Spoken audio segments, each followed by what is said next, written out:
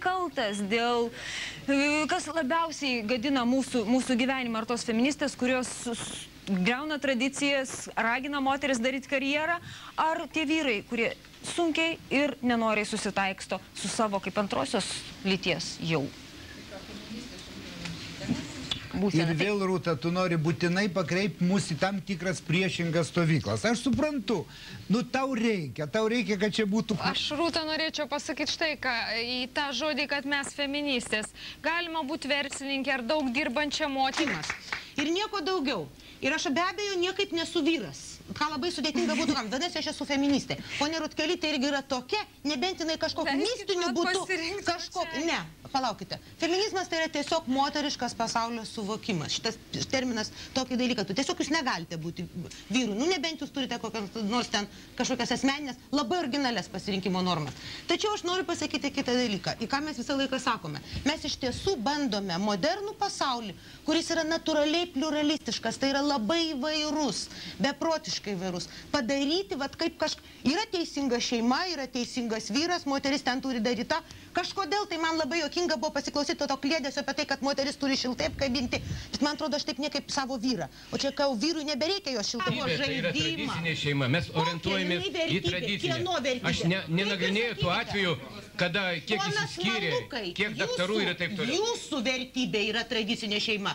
Bet jūs nesate aš. Ir šitame moderniame pasaulyje, kuriame mes nenustatykite man žaidimo taisyklių. Taip kaip ir to moterim nenustatykite. Deja, jų tradicinė šeima pasirodė joms netinkama, gal kitam tinkama. Nenustatykite ponui Dalinkevičiui, ponui Rutkellytei. Užsiimkite savimi. Vat ir viskas. Įmanoma reguliuoti vyro ir žmonos santykius. Juos apsaugoti galbūt taip, bet reguliuoti tikrai niekas nesureguliuos.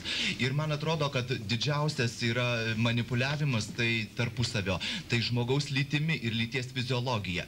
Jeigu turėčiau mesti tokį akmenėlį ir į merginų moterų pusę, kurios leidžiasi žeminamos ir leidžiasi paniekinamos. Na, sakysime, jeigu restorane vyriškis, barmenas, barmenė, mergina gali gripštelti ten per minkštą vietą ir jinai kikena, krizena, nors jai tai yra iš tikrųjų nemalonu, tai aš manau... Seime tai daro pusę Seimo narių. Tai aš manau, tai tas pažeminimas gali būti dar didesnis. Jeigu darbdavys... Restorane taip vyksta, ponia Visaitė. Jeigu darbdavys, kuris pasikviečia būsimą darbuotoją interviu pokalbiui ir klausia vienu iš pirmųjų klausimų, ar jūs tikrai neketinate gimdyti daugiau vaikų, vadinasi, jis žaidžia jos fiziologiją. Vadinasi, jam jinai naudinga kaip žaliava, kaip galbūt tai natūralu ekonomikos pasaulyje, bet vis dėlto gyvenam ne tik ekonomikos, bet ir žmonių pasaulyje. Ir dar įdomus dalykas, čia buvo šnekėta, ar ponas Dalinkevičius siuvinėja, ar siuva. Būtų įdomu, kad jisai konkuruotų su Juozu Statkevičium Paryžiaus haute couture kolekcijose. Tai būtų tikrai nuostabus amplua. Bet aš dar norėčiau paklausti, kada ponas Dalinkevičius paskutinį kartą šveitė vonę, valė klozetą. Nes jeigu atkreipėte dėmesį, tai iš esmės Lietuvoje, užsienyje, tai daugiausiai tai daro juodaodžiai, vaikinai, vyrai viešuosius tualetus valo. Lietuvoje ar matėte, kad viešąjį tualetą valytų vyras? Dar daugiau, namuose taip pat, nežinau tokio pavyzdžio, kad vyras nuolat kuoptų būtent tas vietas. Čia turiu pasakymą gerą. Čia jau labai aš noriu įsikišti. Žodžiu, nereikia nei tos moters, nei to vyro. Auga vaikai, moteris, kodėl jos leidžia užaugti sūnums ir dukroms iki 23 metų, kurie neturės skudurų ir šluotos. Mano vaikai nuo 10 metų valė klozetus, plovė indus, virė valgyti, aš nuo to amžiaus... Men's Factory, kuris tikrai žino, ar galima dėti, ir išklausęs visą mūsų diskusiją, galės pasakyti, ar galima dėti lygybės ženklą tarp moterų diskriminacijos mūsų visuomeniai ir, tarkime, gėjų diskriminacijos mūsų visuomeniai. Rūta, aš labai paprašysiu vieno dalyko, aš labai atsiprašau. O dabar ne, čia jau ginčimės. Sveiki, sugrįžę vėl į mūsų studiją, mes tęsime diskusiją. Ir aš klausiu pono Terentjevo, ar galime mes dėti lygybės ženklą tarp moterų diskriminavimo mūsų visuomenėje ir tarp netradicinio seksualinės orientacijos žmonių diskriminavimo toj pačioj visuomenėje? Taigi kaip ten yra? Ну, я считаю, что это совершенно разные проблемы, и равно между ними ставить нельзя.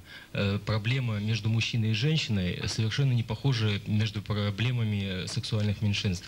Это совершенно не похожие семьи, совершенно не похожие отношения на это. Женщины, в свою очередь, имеют уже антидискриминационные законы, защищающие права женщин, и они ими столько времени не пользовались. Вот эти две женщины, они допускали издевательства над собой, избиения, ровно в той степени, насколько они этого хотели. Сейчас gerbėjai, aš laiks nuo laiko išversiu tai, ką ponas Terentjevas sakė. Taigi jisai pasakė, kad lygybės čia negali būti, kad moteris ilgą laiką jau turi įstatymus, kurios lygtai garantuoja jų lygias teises. Ir jos, šitos moteris, kurios šiandien pasako mums istorijas, labai ilgai jomis nesinaudoja, tais įstatymais nesinaudoja. Они в любой момент могли приостановить любые издевательства со стороны мужчин над собой, но они этого не делали ввиду каких-либо причин. У нас же совершенно другая ситуация. Мы только сейчас получаем законы, которые нам помогают чувствовать себя нормально в нормальном цивилизованном обществе. Только сейчас начинают народ и вообще люди смотреть на нас такими глазами, когда они видят в них, в принципе, выражение, но больше политической и экономической ситуации. На сегодняшний день страна, в принципе, не готова не принимать ни женщин, женское равноправие, не нас. Прежде всего, должны начать работать сами законы. Когда начнут они работать, когда люди начнут получать наказание за те ошибки, которые они допустили в процессе дискриминации тех же самых, неважно кого, мужчин или женщин в данном случае, или сексуальных меньшинств, только когда они будут нести за это полную ответственность, только тогда они смогут полностью ощутить всю вину, которую они на себя взяли. Pasakė, kad seksualinės mažumos, jos tik tai dabar pradeda gauti tą įstatyminę bazę, kuri turėtų jas ginti. Tačiau visuomenė nėra pasiruošusi tų lygių galimybių priimti. Ir tik tai tuomet, kada įstatymai pradės veikti, kada bus baudžiama už tai, kad diskriminuojamos moteris, diskriminuojami vyrai, diskriminuojami netradicinės seksualinės orientacijos vyrai ir moteris, tik tai tuomet mes galėsim kalbėti apie lygias kažkokias galimybės. Может быть, дискриминация мужчин гораздо чаще проступает, чем дискриминация женщин, только мужчины об этом не говорят. Они больше... Объясните, как это бывает? Ну, сколько было избиений тех же самых мужчин. Вы здесь говорили про то, как летают там женщин ведра и все что угодно. Никто не говорил про то, что летают сковородки и утюги. Как-то умолчали об этом. Происходит все это, просто мужчины не выносят это на всеобщее обсуждение. Čia mes kalbėjome apie moterų mušimą, apie tai, kaip mėtomos, tarkime, peleninės į moteris, bet mes nekalbėjome, kaip mėtomi puodai ir keptuvės į vyrus. Tik tai vyrai šitų dalykų neneša į viešumą, o moteris šitos dalykus daro. Женщины на сегодняшний день имеют достаточно законов, защищающих их, так же, как и любой другой гражданин, так же, как и мужчины в равной степени. Единственное, что чем должно помогать государство, это процесс, может быть, воспитания, рождения и вынашивания ребенка. Это то, что, в принципе, для чего предназначена женщина. Вот в этом государство должно помогать. Во всем остальном, как говорится, они абсолютно равноправны. Moteriai įstatymas turi padėti tik tuo met, kai jinai gimdo ir augina vaikus. Только тогда, когда она рожает. Да, когда рожает, когда вынашивает, когда кормит ребенка. Вот это tik tai tuo metu, kai jinai žindo ir gimdo. Bet toliau jie yra lygus. Женщин, имеющие сейчас достаток в стране, в принципе, наверное, не меньше, чем мужчин. До этого можно просто взглянуть в проезжающие автомобили, как недорогой джип или дорогая машина, то там обязательно за рулем сидит женщина. То есть нельзя сказать, что женщины испытывают недостаток, страдают от этого. Moteris Lietuvoje matosi, kad gyvena niekiek neprasčiau negu vyrai. Spasibo, господин Terentjev. O dabar į šitą studiją noriu pakviesti dar vieną jums išbandymą. Melanie, prašom. Ar Melanie yra čia? O, kur jinai? Taip. Melanie kažkur tai pabėgo. Ar nepabėgo? Yra jinai čia. Taip. Melanie, labą vakarą. Aš turėčiau vadinti jūs vyru ar moterim? Šiuo metu, kaip aš atrodo, moterim. Melanie, ar sunku būti moterim? Sunku gal ir ne, bet yra tai, kad šiandien galima sakyti, moterim gali būti bet kas. Ta prasme, yra toks dalykas, kaip šiandien kiekvienas vyras lygiai galiu pasakyti, gali iššokti aukštakulnius, bet ne kiekvienas su jais galės pašokti. O moteriam lengva, tikrai yra lengva būti, bet yra brangu. Brangu. Taip. Ir daugiau nieko. Mes čia kalbėjom, kad moteris muša jūsų. Nei karto nedavė kaulus kas nors už va taip, kad jūs, nu šiaip ar taip jūs, aš kai iš arti matau, tai aš galiu pasakyti, kad jūs ne visai iki galo. Kol kas manęs niekas dar nėra mušęs. Bet jums dabar, jūs televizijoje, jūsų veidą mato, jūs, kai jūs išeisit į gatvę, gal kas nors vienas kitas atpažins ir, pone Mažonai, kaip jums patinka? Pasakyčiau, pasaulio pabaiga. Viskas, daugiau ir nesakysit. Ne, paprasčiausiai yra tas dalykas, kad mane matė jau daug kas, aš jau labai ganėtinai ilgą laiką dirbu ir rodos ir per televiziją, ir žiniasklaidą aš esu žinoma. Tai, kad dėl to aš niekiek nebijau, mane visi atpažįsta ir mane visi, kai kurie sveikina, kai kurie aišku... Ir jūs laimėjote visai neseniai kažkokį taip didelį apdovanojimą, už tai jūs esate pati geriausia melainė Lietuvoje, taip? Taip. Ir dabar jūs mums dar ne tik tai čia pabusit, bet ir mums šitą suvaidinsit ir padainuosit, taip? Būtinai. Taip, tai čia. Mikrofoną. Gerai.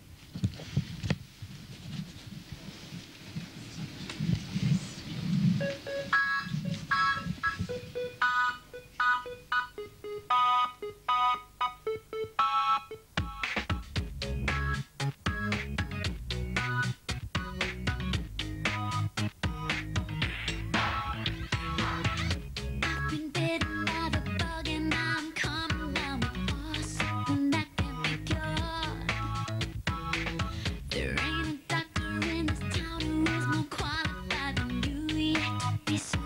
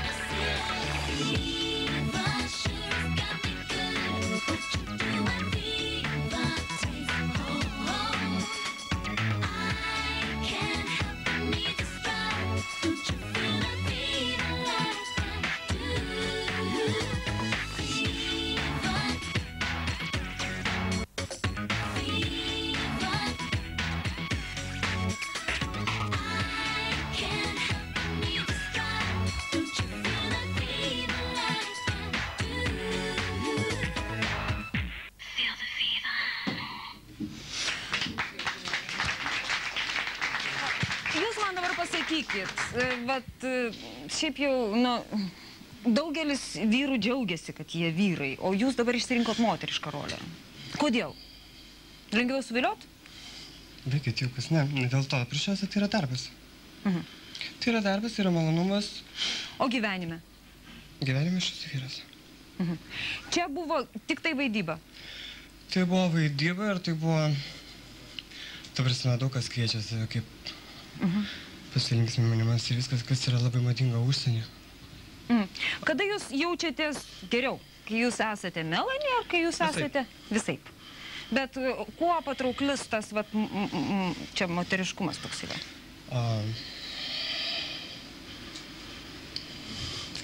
Tai, kad gali parodyti save, kai tu esi scena, kai tu šoki ir visą tai, kaip tu jau persirengi, grinai, jau pradedi dažytis ir pasikeiti visai kitą žmogų ir, ta prasme, daugiau išreiškia save.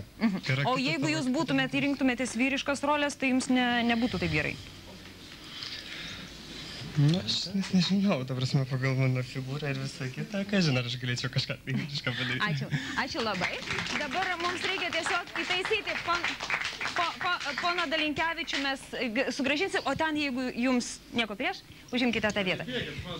Prašau, be jokios abejonės. Tai ponė Maž... Apie gėjus lesbietės yra pasakyta, jeigu išangėje būtų gimda, o iš liežuvės sperma tekėtų, tai dar gal ir nieko.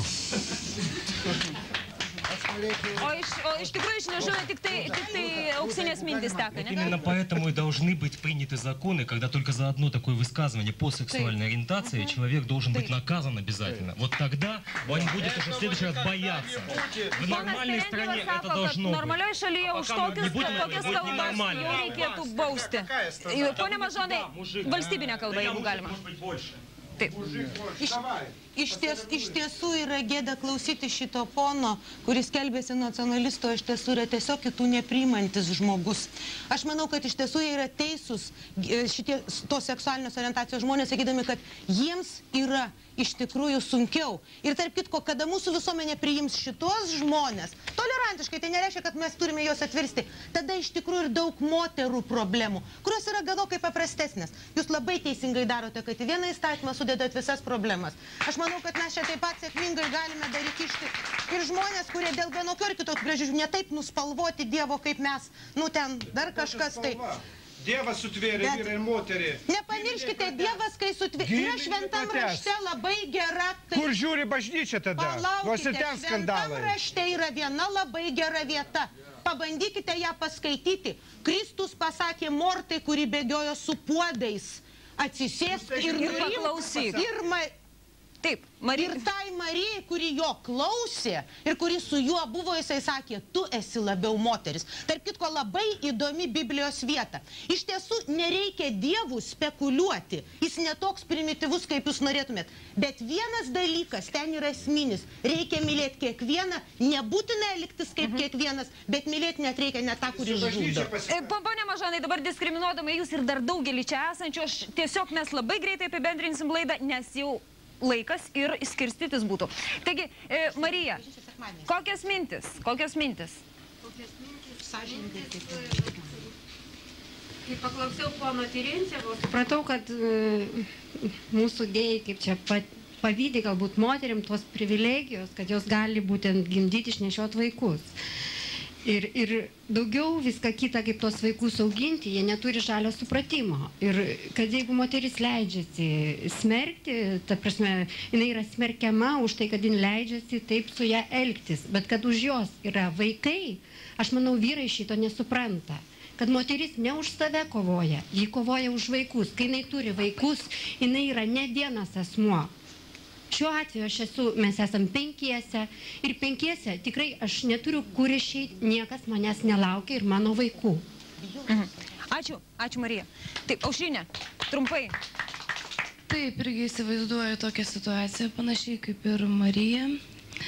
Ir, pavyzdžiui, aš irgi sutinku su jų seksualiniam pažiūrom, kad tai jiem yra sunku, kad... Bet iš tikrųjų vaikai dabar yra pati pagrindinė problema. Bet jūs nebegrįšit ten? Taip, aš ten nebegrįšiu, nusprendžiau jau tvirtai. Tik tai neaišku, kur man išeiti, nes ten, kur aš dabar randuosi, yra laikina pastogė. Ir pas mane yra 3 vaikai, namų nebeturiu, darbo už 400 litų išgyventi su vaikais nebeįmanoma. Vaikų tėvas visai nepadeda, nes įrodo nebeišlaiko. Savivaldybė būtų skirti nesiruošia, taip suprantu. Vadinasi, jūs esate tiesiog... Iš tikrųjų stinga ir ta tolerancija kitokiam, galbūt čia tokie buvo labai netradiciniai pavyzdžiai parodyti, bet mes dabar prisiminkim ir neįgaliuosius, kuriuos mes taip pat... O dabar mes neįgaliųjų, mes juos labai gerbsim. Mes į tą patį įstatymą įtraukiam ir negalę. Ir jeigu mums trūksta tolerancijos, mes skriaudžiam daugelį. Norėdamas apibendrinti diskusijas dėl santykių šeimoje, norėčiau atkreipdėmėsi, kad ypač jauni žmonės turėtų viens kitą gerai stengtis pažinti iki santuokos ir nemanyti, kad kažkas pasikeis. Pasikeisti galima tik tai norint keistis. Taip. Pone Malūkai. Man atrodo, kad mūsų diskusija eilinį kartą parodė, kad vyro ir moterų santykiai šiuolaikiniam pasaulyje keičiasi, tačiau esminės vertybės išlieka tos pačios. Moteriškumas vis dėlto lieka moteriškumu, jos vertybė. Ir šeimoje jis skleidžiasi, taip? Ir vyro vyriškumas išlieka ta pati vertybė. Taip. Man atrodo, jeigu tarp 2 žmonių yra meilė ir pagarba vienas kitam, tai jokios rolės, ar moteriškas darbas, ar vyriškas, ar moteriška pareiga ir priedermė, ar vyriška, tiesiog neskirstoma. Taip. Aš pasisakau už galimybės, už vienodas galimybės moterim pasirinkti pačiom, ar jos nori būti šeimoj, ar jos nori daryti karjerą, bet jos turi turėti šitą galimybę pasirinkti. Pone Taunyte, trumpai labai. Aš supratau, kad homoseksualistams kaip neįgaliesiems reikia mokėti pensijas. Taip, pone Panavičiau. Mes išgirdom daug skaudžių dalykų, bet matom, kad pagal savo toleranciją esam pasiryžę eiti į Europą. Tačiau pagrindinė problema mūsų valstybėje tikriausiai yra ekonomikos problema. Ir visos įtampos ir vyrų ir moterų dažniausiai kyla dėl to, kad nėra ekonominio pagrindo. Jeigu anksčiau mes turėjom turtingas šeimas čia ir nereikia čia... Valstybė nusavindavo žmonių pinigus. Dabar žmonės patys turi už viską mokėti, tačiau tie minimumai, Ir tu dirbdama savo darbe. Ir ką aš pasakau tada tokiom moterim, kurios susiduria su tokiom problemom, kad jos būtų... Tiesą sakant, aš manau štai ką. Visuomenė iš tiesų trūksta tolerancijos tiek kitaip mąstantiems, tiek kitaip gyvenantiems. Ir aš manau, kad mūsų kaip įstatymų leidėjų pareiga parengti tokius įstatymus, kad kuo mažiau Lietuvoje būtų diskriminacijos ir iš tiesų mes artėtumėm į harmoningą ir demokratišką visuomenę. Manau, kad tai yra labiausiai raštingumo klausimas. Joks įstatymas nepadės, jeigu yra tokios tradicijos šeimoje, kad užaugina silpną moterį, kuri bijo pasakyti ne jos pažeminimu. Vadinasi, mano palinkėjimas būtų toks, kad motinos savo dukras auklėtų taip, kad jos būtų savo... Jei nori turėti gerą šeimą ir sveikus, laimingus vaikus, jinai iš tikrųjų pirmiausia turi padaryti karjerą. O yra meilė ir sutarimas. Ir šiuo metu ir smurtaujantis vyras turi didelių problemų. Jis galbūt dar labiau yra kenčiantis negu ta moteris, kuri gauna į dūdą. Taip. Pone Dalinkevičiau, prašom. Viskas, paskutinis žodis ponai Dalinkevičiui, ponas Mažonas jau viską pasakė. O mano kolega Romas visiems vyrams... Taip, o ką jūs tada, kas jums išskalbs, išvirs, ką nors? Aš išskalbsiu, dar moterį išskalbt galiu pačią. Jūs idealus beveik. Jo, beveik. Taip, pone Dalinkevičiau. Aš noriu padėkoti visiems, kurie šiandien buvom kaip ir pilnatvėj Lietuvos, nes matėm visas jos pusės. Ir tikrųjų džiaugiuosi, atsiranda naujas įstatymas, kuriame tikrai parašyta visos diskriminacinės formos ir pastangos jų, kad nebūtų Lietuvoje. O dabar mes stabdom balsavimą, jūs jį matote ekraną.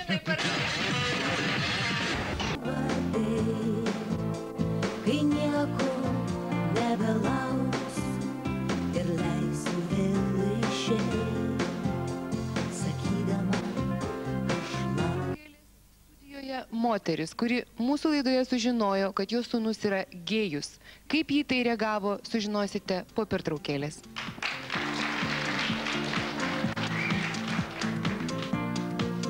Sūnus yra gėjus. Tai jis sužinojo iš mūsų laidos. Į studiją noriu pakviesti Jūratę. Pasitikite.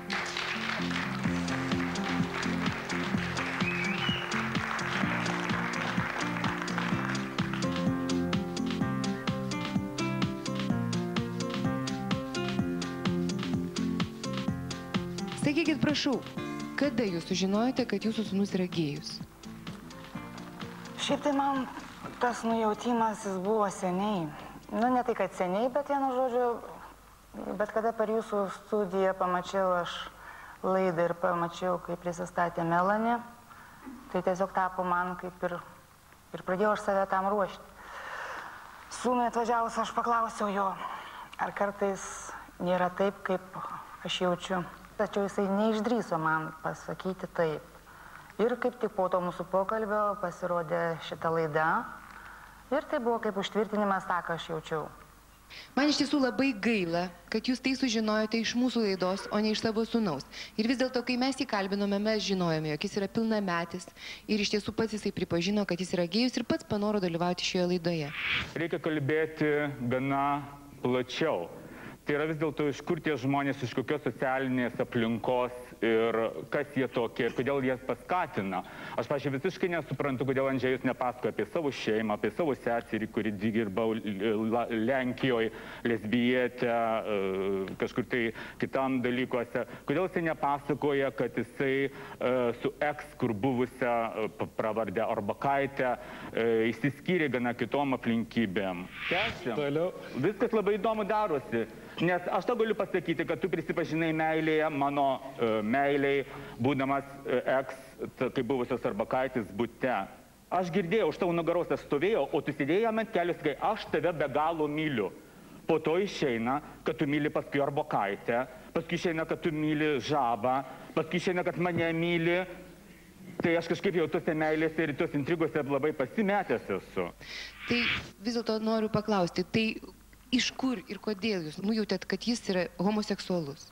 Iš to, kad jisai paprasčiausiai pasakodavo, kad jisai būna baruose, naktiniuose, jis ten šoka, jis šito neslėpė nuo manęs. Ir paprasčiausiai, nu kaip, motina širdis yra motina širdis, visų motina širdis jaučia.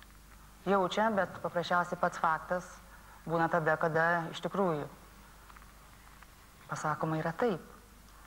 Bet ne tai mane paprasčiausiai skaudino. Mane įskaudino, čia pasirodė žmogus, tai Arūnas, kuris, kaip sakant, pradėjo, būdamas toksai pat, kaltinti mano sūnų, nubrėžinėti kažkokias tai gyvenime ribas, kuris rodysis, kur nesirodys.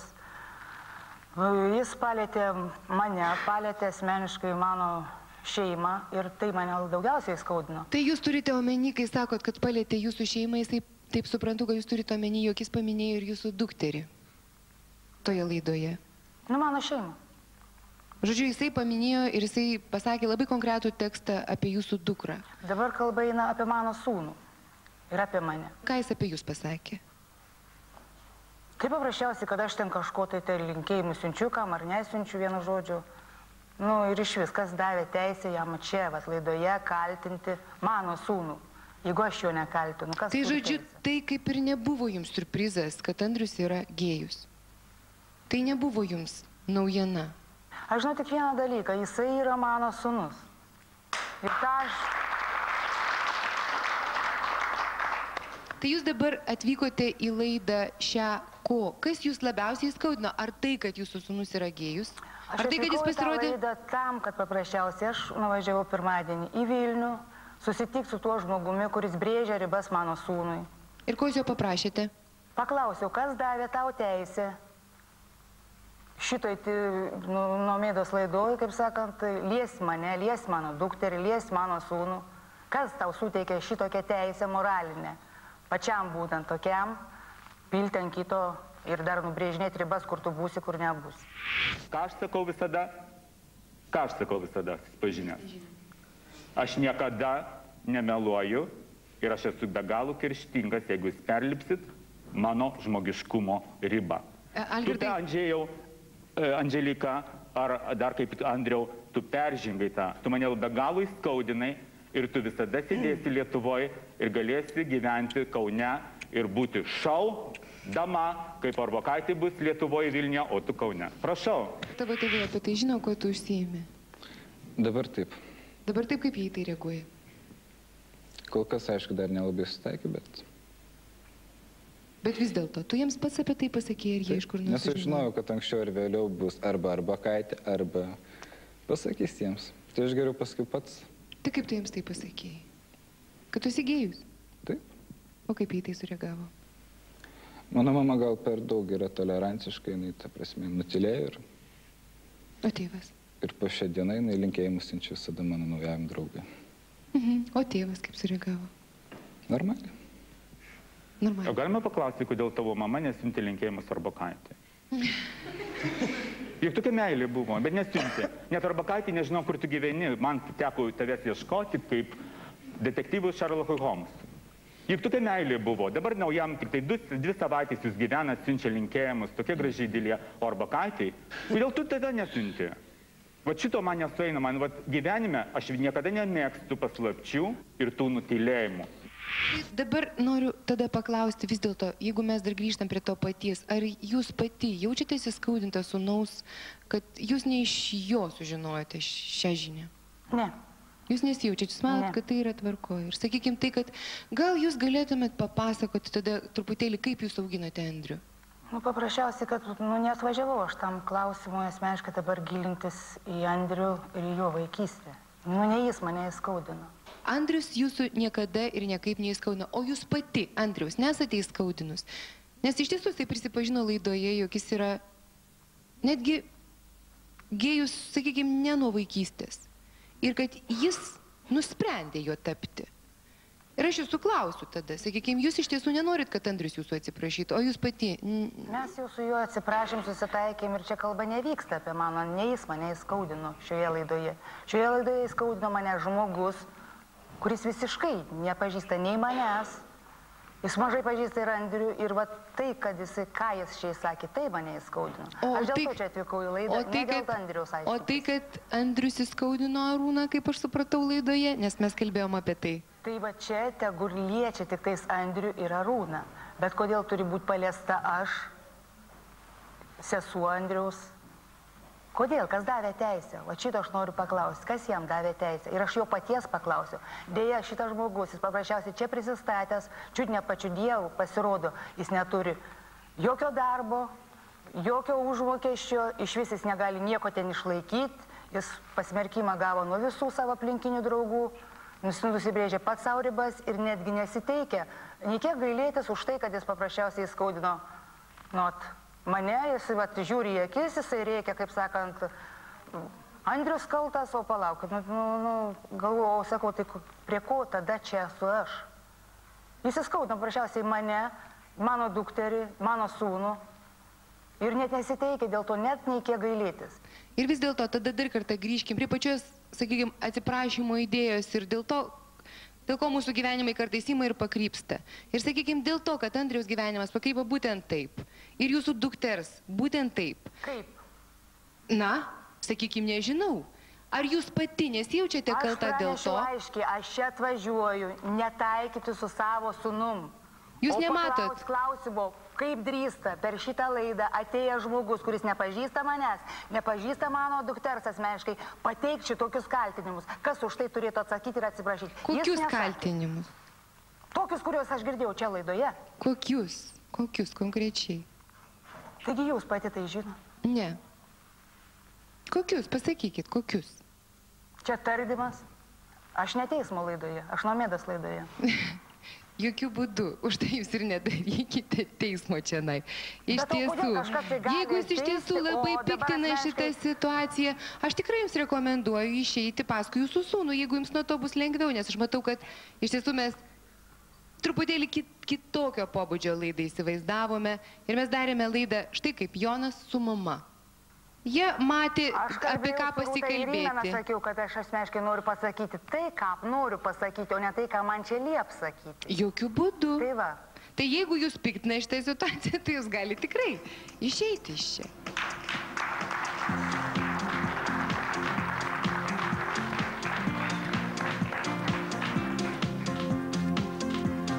Ir gal norėtumėt pakomentuoti, kaip jums šitą situaciją, kas matė laidą prieš tai su Andrium? Man atrodo, pačiai mamai reikėtų atsiprašyti Andriaus.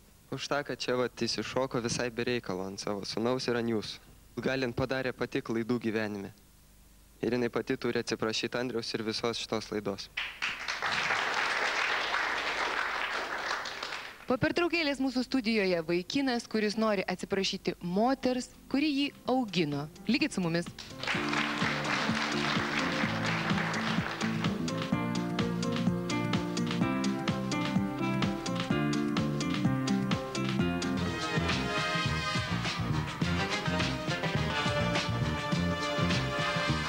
Многие родители находят массу недостатков в будущих супругах своих детей. Не устраивает внешность, статус, обеспеченность претендента в родственники. А некоторые раздувают проблему даже из профессии потенциального зятя, считая ее несерьезной. Артур. Здравствуйте, Артур. Ну, давайте туда, потому что у нас все гости что-то сюда садятся. Мы поменяем. Туда. Рассказывайте, пожалуйста. Я профессиональный танцор, артист балета. Мы познакомились с Настей и хотели бы пожениться. Но ее отец, Николай Петрович,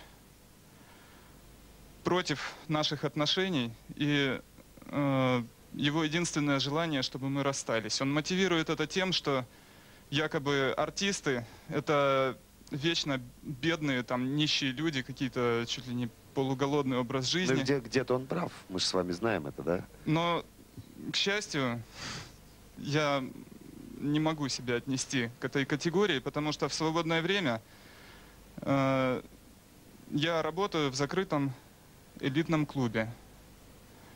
Я наемный партнер для танца. Мы танцуем латину, испанские танцы, танго. Короче говоря, программу, в которой требуется профессиональный подход и хорошая подготовка. Это не гей-клуб, не стриптиз-клуб, никакая не порнуха, ничего. Но и самое главное, что Настя, моя невеста, она в курсе всех моих дел и абсолютно не имеет ничего против. Но, к сожалению, я имел неосторожность сообщить об этом Николаю Петровичу. Ну, вообще какие-то странные обвинения посыпались в мой адрес. Вообще стал требовать, чтобы я Насколько сменил. эти обвинения странны, мы можем услышать сами. Николай Петрович.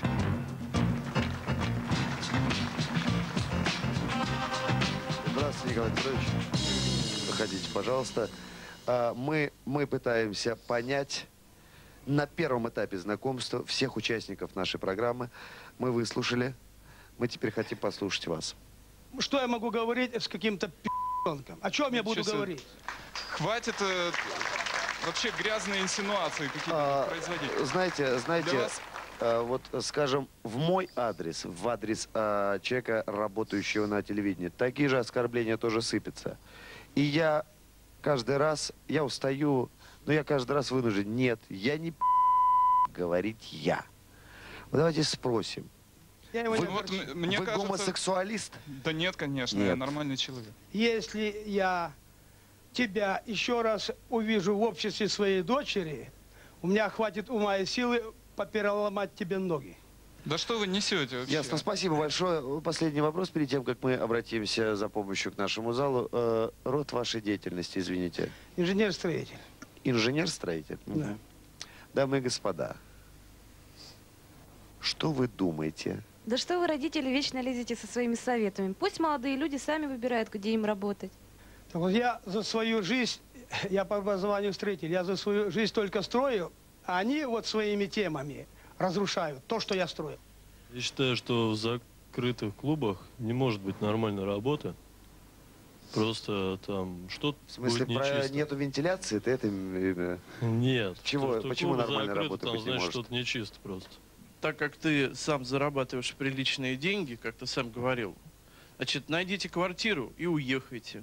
И живите отдельно. Если получится у них так. Ага. Ну, билет до Магадана и все. В Магадане никогда не увидите, если сами не ночных захотите. клубов закрытых. О, Я думаю, что и там их тоже полно. спасибо. Та-ра-ра-ра-ра-ра-ра. Николай Петрович, какое-то увлечение, хобби у вас есть? У меня? Да, да. Есть. есть. Я пишу, я расписываю вещи. У меня на балконе стоит токарный станок по дереву. Я делаю тарелочки, блюдца, кувшины и расписываю их росписью. Угу. Маслом лакирую, ну и так далее. Ага. Ну что ж, замечательно. Супруга Николая Петровича, Надежда Степановна. Здравствуйте, Надежда. Проходите, пожалуйста, присаживайтесь.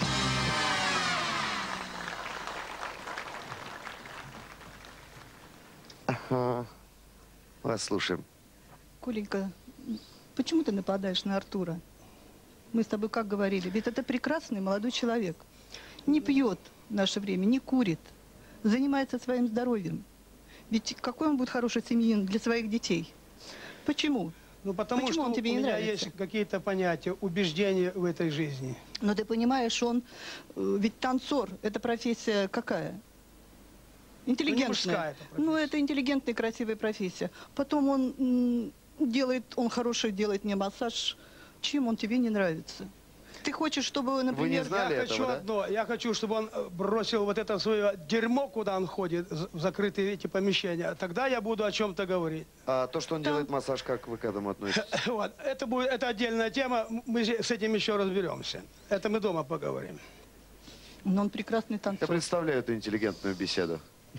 Вечерком. Прекрасная партия. Ну, не для него я ее воспитывал, кормил. Да, да. Мы, как нам казалось, тяжелую артиллерию подключили. Не помогает. Ваша дочь, Настя.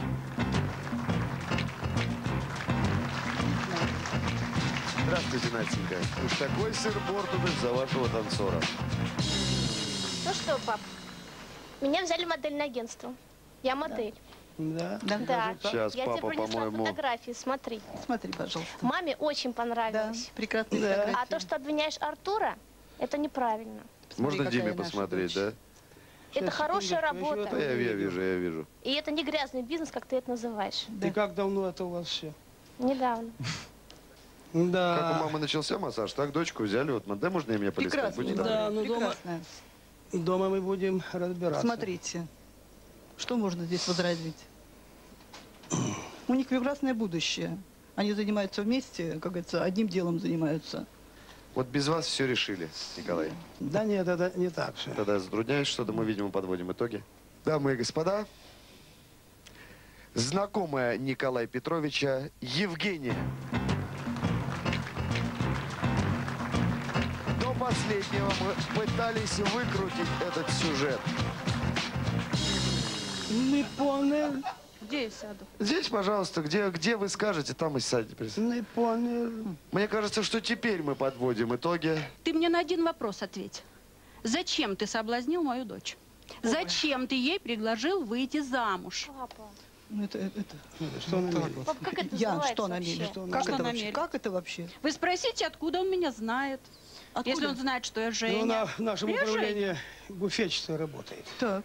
Буфетчица. И Дальше. что? Дальше рассказывай. А мне нечего рассказывать. Тебе нечего Да. рассказывать. что вы- А жениться на моей дочери ты не собрался? Я? Да, я спрашиваю. О, Не замечательно. собрался. Слушай меня. Что? Нет, ты меня слушай. Что, меня слов даже Нет, ты не меня не хочешь услышать. А что Ты она слушай может меня. слушать? Ты Что веришь она этой торгашке? Торгашки, это торгашка тебя кормила. Самый Я за вкусный всё платил. кусочек тебе оставляла. Я за всё как платил. самому уже близкому Я за всё человеку, платил. зятю. Платил? Да, Чем платил. ты вот этим платил? Тебе запустить это? Это что, твое искусство? Это, может, ваша супруга узнает? Ваше творчество. Вся квартира у меня этим обложена. Спрашивается. Танюша, откуда? Отвечай. Николай Петрович. Моя Танюша, Танюшенька, это моя вы? дочь. Нет. Нет. Нет. Танюша, это И моя не я. дочь. Кто бы это могла быть? Я отвечаю. Что ты можешь сказать? Ну что я могу сказать?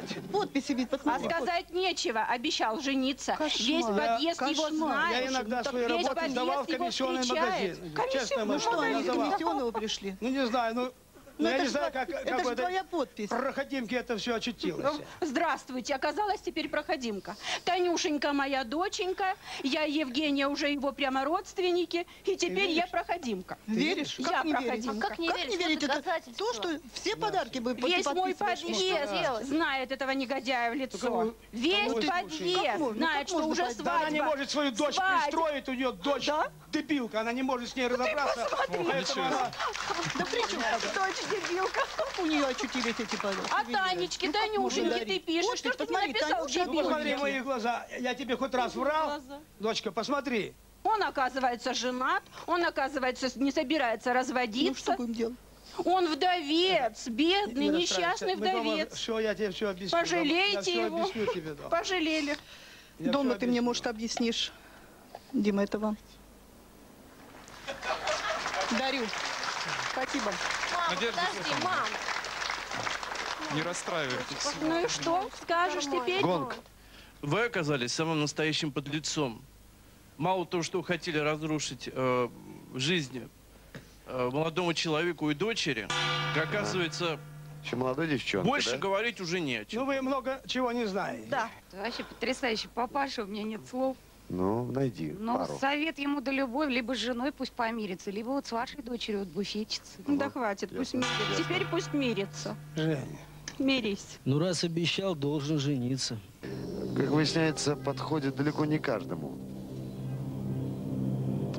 И выясняется, что если человек примеряет эту маску, а сам не может дать пример праведного, более-менее праведного существования, но это выглядит просто смешно.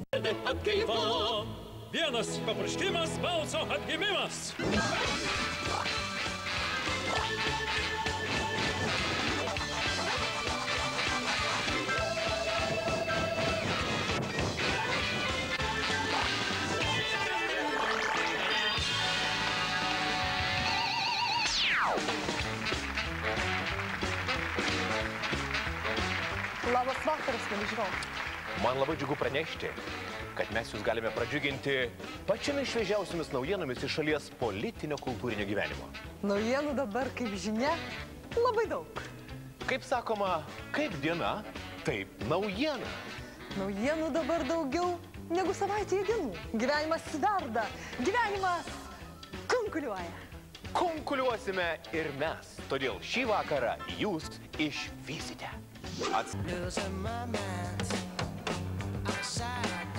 Visuomeninė reklama keičia komercinė reklama. Esi šauniausio, gražiausio ir dvasingiausio vyruko rinkimai. Vienu žodžiu, gražiausio pydaro rinkimai. Vykime daiktus savais vardais ir nelystų ant manęs. Ir vėl tu savo. Taip. Apie konkursą Misteris Gėjus 2003 pasakos mūsų specialusis korespondentas. Mielieji, pasaulio pabaiga. Atėjau šitą gražų konkursą ir ką? 2 valandas dar turėjau kažin ko laukti. Ну, это связано с гостем, которого мы ожидали на конкурсе. Gražiausia. Gali pagalvoti, kad Borė Moisejevas svarbiau už 6 gražuoliukus fainuoliukus, kurie ryžasi dalyvauti Misterio Gėjaus rinkimuose. Tiek to. Jei Borė vėliau padainuos, nebepyksiu. O dabar show must go on.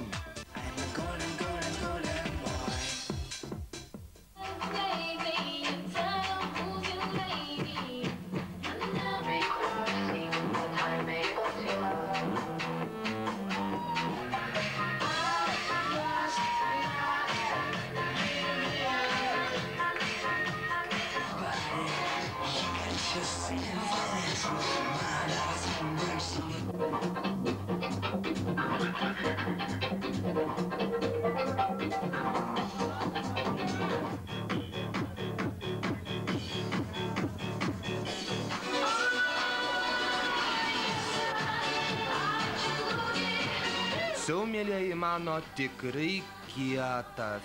2 savaitės ruošėsi, prakaitavo berniukai. На, bet ir parodė. Я уже не говорю о той работе, которая была проведена у них дома. Каждый готовился и в интеллектуальные вопросы. Ar tau patinka nešioti laisvas trumpikes ar aptemptus bikini ir kodėl nelasis? Ar jautiesi jaukiai ar nejaukiai, kai trikotažas sulenda į užpakalį? Ar po sekso to norisi kalbėti, valgyti, ar tiesiog miegi? Bučiuotis ir bučiuotis. Девочки, вы любите девочек, мальчики, вы любите мальчиков. I'm a golden, golden, golden boy.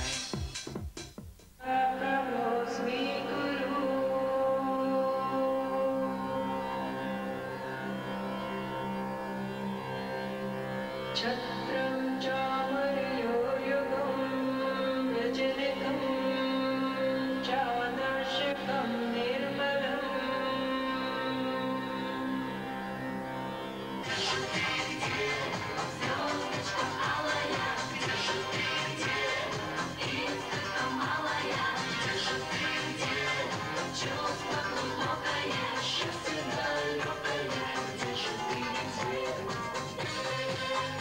Po ilgų kankinančių išbandymų priartėjo ir apdovanojimų metas. Štai jis vicemisteris, plojimai, o štai ir misteris šalies gėjus 2003. Во-первых, это победа над самим собой, победа над тем, что ты смог действительно раскрыться, пускай не всему, но какому-то контингенту. Laimėtojo klausime pagrindinio dalyko, kaip jaučiatės? Puikiai, super, nerealiai. Aš vis tiek nesuprantu. Kai išrenkamis Lietuvą, tai bent pasididžiuot gali, prieš draugius, kaimynus pasimaivyt, o čia prašymas nerodyti veidų ir neminėti pavardžių. А я не собираюсь хвастаться. Я вообще не из хвастливых. Iš tikrųjų, čia tiesiog savo įrodymas, kad kažką tai gali padaryti. Я, наверное, скорее всего, хотел доказать что-то сам себе. Но пока еще не осознал, что именно. Man atrodo, kad jau vėlu ką nors suvokti. Gal už nesusipratusius бахурикус pasakys ką nors idėjinis vadas? Этот титул дает определенную гордость самому участнику. На, pasididžiuosi ir ką? Viskas. Это все-таки реклама среди своих, реклама самого себя. Man visada įdomu, kaip jie užuodžia vienas kitą, kaip atskiria, kaip atpažįsta. Užuodžia, Ramunė, jie vienas kitą iš kvapo. Atskiria sutartiniais ženklais. O tu žinai, Ramunė, nuo ko tampama pyleriu? Nuo kaimyno gal? Kartais nuo kaimyno, kartais iš prigimties. O kartais, Ramunė, per gyvenimą taip prisigraivai tų moterų, kad norisi ko nors įdomiau. Vyrų, pavyzdžiui.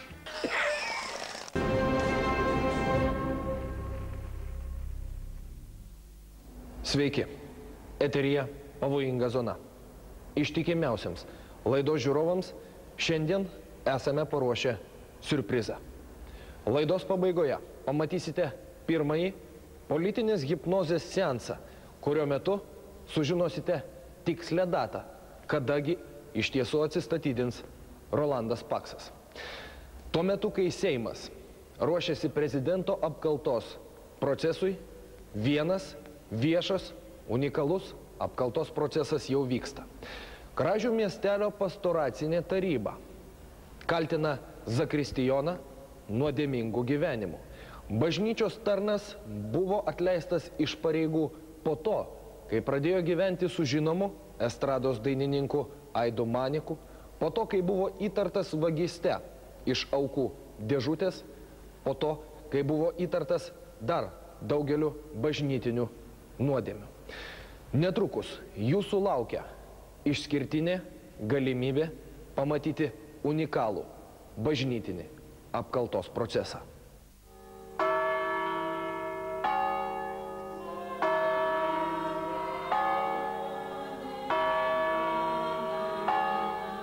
Kodėl jūs nusprendėte jį atleisti? Kai jis nekatalikiškai gyvena.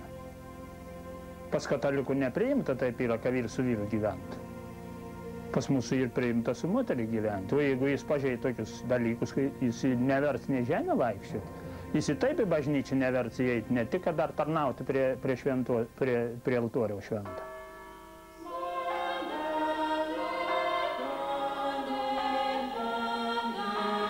Apšmėgdžiau, kad tu geriau kožną dieną iššoka tame kabenė bekelnį nusivilti. Matei?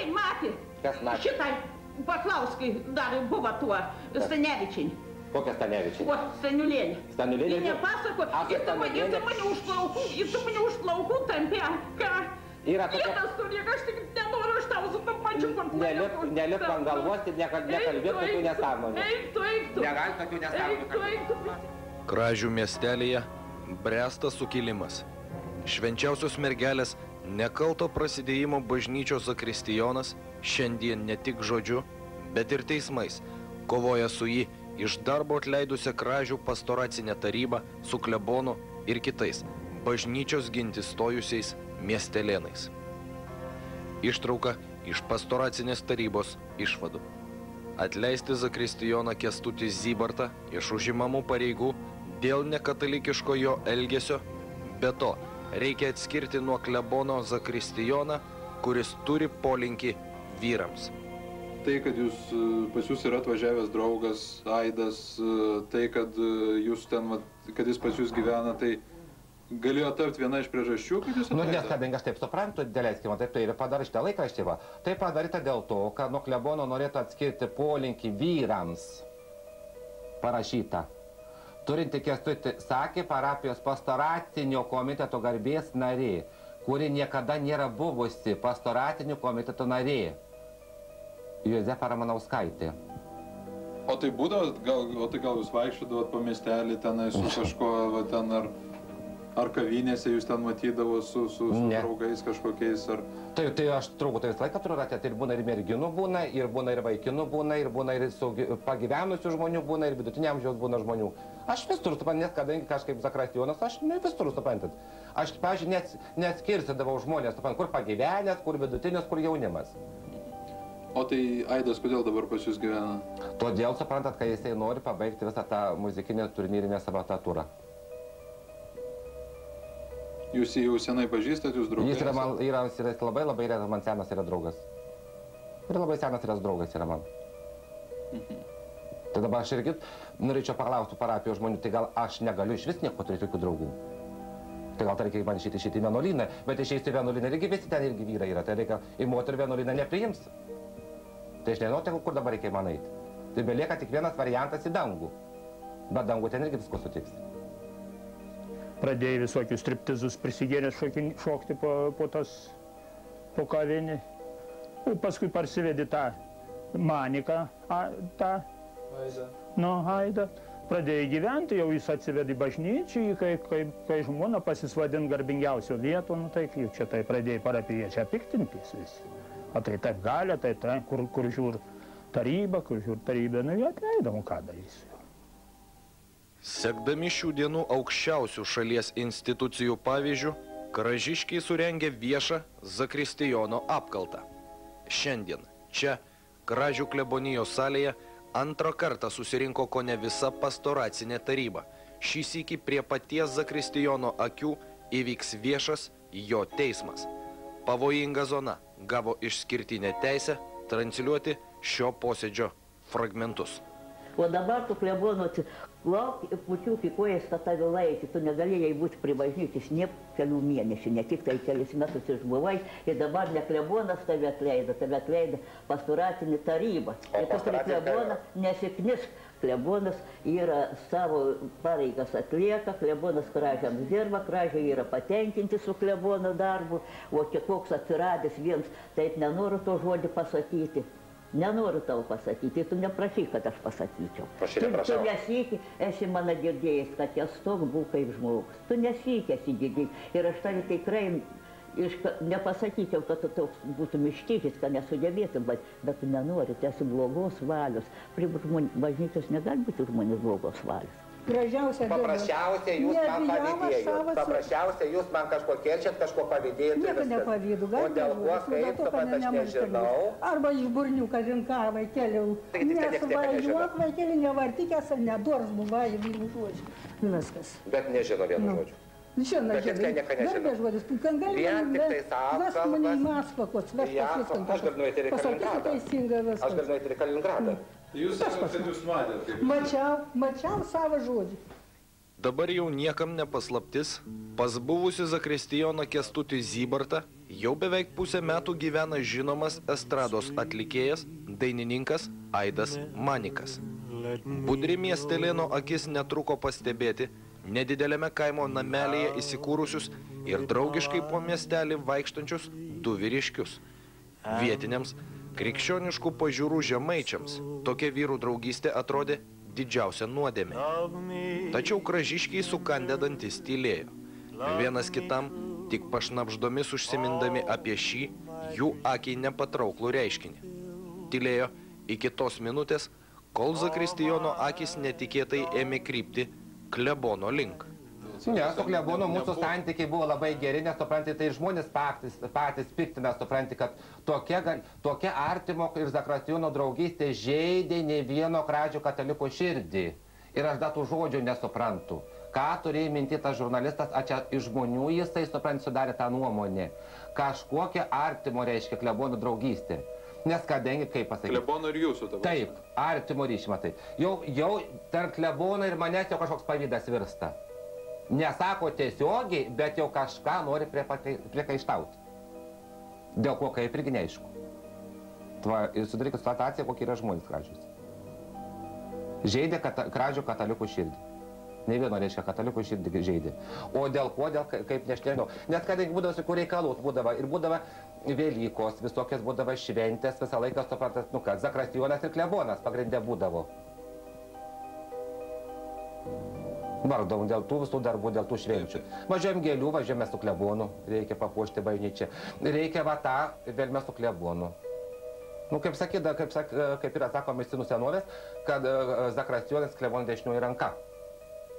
Nu tai, iš esmės, ateina žmogus, atliko darbą, gal atlikdavo kartais ne visai pilnai, aš būdavau kartais nepatenkintas, nieko nesakau, kaip ir mama sako, gali čia zirsti ir erzintis, nenorisi to, tai žvakės kartais, sakyčiau, kas tai pavalyk, ar ten išsišluo geriau, prieš didžiąją šventės jau pasistengdavo, ten patalkodavo, su moterim ten tas vainikus nupint ar ką, bet čia, žinai, kartais ir kišdavosi ir kiti sako, žiūrėk, su kam žalaksto, už šventoriaus čia duodasi, ten net į parduotuvę bėga, čia būdavo anksčiau dar kur, kaip atrodo, sako, nerimtai, reiškia, sako, čia tokie maršalkos, tie kaimo seniai žemaičiai, žinot, su stragus, sako, laksto kaip pusdurnis. Sako, da, tokį laikyti čia bažnyčią, pusdurnis, sako. Na, žinot, tos žmonės šitaip, nu tai, sako, būkit vyrai. Tai visaip yra, tai kiekvieno čia neįtiksi, čia tų nuomonių visokių prisiklausysi. O mano tai pozicija, nugi, sakau, Dieve, turi visus žiūri kaip į žmonės, kiekvienas gyvena galų gale ir privatų gyvenimą savo, tu gyven kaip tu nori, man tai kas. Tai jis anksčiau parsivesdavo, bet taip jau parsivesdavo tų vyrų, atvažiuodavo čia iš visur pas juo. Po 2, po 3 ten jie. Ir tas senelis yra kvietęs ir įgaliuotinį ten privažiuodavo visokių, o čia jau tas parvažiavo, jau čia pavasarį. Nu, pavasaris čia. Ir čia kaip jie vaikščiodavo ir po kaimą? Nu, taip, eina visur kartu jau. Prisikvė draugai, paskui išeina draugai apie juos pasakoja, čia ta. Da tokia moterį čia 60 metų, kiek turėjo, nu tai juos ir išlaikydavo. Atseit su ta moterį draugaunu, o čia vyra, kad nu, kad neįtartų taip. Ašgi nesprendžiu, čia vienas. Aš ne karalius. Čia ne diktatūra, čia ne Hitleris. Ne jūsų žodis lemiamas? Ne, nu tai tarybos. Taryba balsavimo būdas. Yra tarybos nariai, yra 20 narių, yra 50 galbūt narių, jeigu parapija didžiulė, gali būti 7 nariai. Daugumos nuomonė, balsuokit, sakau, ir viskas. Sakau, man nekvarčinkit galvos, aš turiu kunigišką misiją savo, man reikia, ir aš esu taikdarišką misiją, man visi vienodė, sakau, ar ligonis bus, ar nusidėjėlis, nusikaltėlis. Ir galų gale, aš negaliu apie žmonės kalbėti. Kunigo, palaukit, kartais žurnalistai provokuoja, žiūrėkit, nesuprasdami, būdami per daug sekuliarūs, per daug pasaulietiški, nesuvokdami kunigo misijos. Juk aš klausau išpažinties, ir jūs gal atėjote išpažinties, jis buvo, ar dar kitas, ir eina išpažinties žmonės, ir aš negaliu, sakysime, apie kažkokius visokius dalykus ir kalbėti. Yra išpažinties paslaptis galų gale, apie žmogų aš nieko negaliu spręsti. O dabar, precedento neturintis atvejis. To dar nėra buvę. Zakristijonas Kęstutis į teismą paduoda miestelio kleboną Alionidą Pranciškų Budrį. Šitokio žingsnio kražių šviesuomenė jau nebegali pakęsti. Sušaukiama pastoracinė taryba, už uždarų durų vyksta neeilinis posėdis. Bet jau vienu žodžiu, ten jau kiti nariai netgi neleido man pasireikšti, netgi klausimą užduoti vienu žodžiu, ir klebonas taip pasakė: Kęstuti, prieš tave balsavo 12, o už tave balsavo 3 tik balsai. Tokiu reiškia balsavimu jūs esat atleistas iš darbo. Ir aš norėjau paklausti, dėl ko, kaip vienu žodžiu. Bet aš buvau neleidžiamas iš vis kalbėti. Nu, tarybos sprendimas buvo, nu, tai vat, vienam tai sako, ten apsivaginęs, ten, reiškia, kitas tą sako, kitas tą sako, su ta moterim laksto, ten kitaip vulgariai žmonės įsireiškia, vėl ten taip, paskui tas atvažiavo, manikas, sako, tas būna ten gyvena laksto, sako, nu, tai, sako, ten, nu, tegu jie patys sako, ką žinau, nu, tai jų sprendimai, jie tarp savęs ten šnekas, jie zirzia man, jie tik pasako klebonę, mes, reiškia, nenorim, nu, sako, balsuokite, sako, man neįdomu, sako, jūsų gavendos, kaip žemaičiai, sako, visi kaip plėtkai, sako, jūs balsuokite su nuomonė, sako, į to zirzalo aš nenoriu, sako, yra ramybė, reikia dirbti. Jūs pats balsavot tam komitete, jūs pats buvote? Nu, aš susilaikiau, aš reiškia, stebinu, tai ką aš. O jūs pats buvot už, sakykit, tai, kad Kęstas... Nu, aš ir tam protokolę sakiau, aš tai siūlau, sakau, jeigu pavesti tą darbą, gal palikti Kęstukui, tegu dirba jaunas žmogus, tegu jeigu energijos turi, nu, nėra invalidas. O viskas, juk prasidėjo nuo nekaltos vyrų draugystės.